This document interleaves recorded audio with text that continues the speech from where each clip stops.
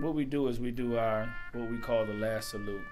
Depending on how many years did the veteran serve, whether he served one day or he's retired. We are the face of the guard from my point of view because we're out there doing at least about 140 funerals per month, and we're creating those relationships with funeral homes and creating relationships out there in the community.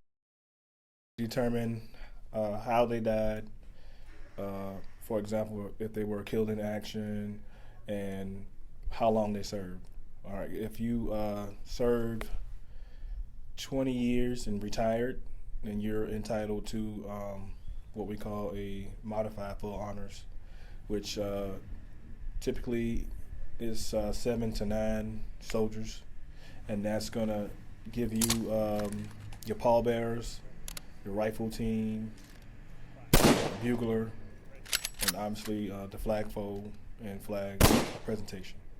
And if you served less than 20 years and didn't retire, then you're going to get 2 to 3 soldier detail, which is flagpole, bugle, and, well, bugle is taps, and the flag presentation. And if you are a general officer or you are a killing action, you'll get what we call a full honors, which is up to 21 soldiers.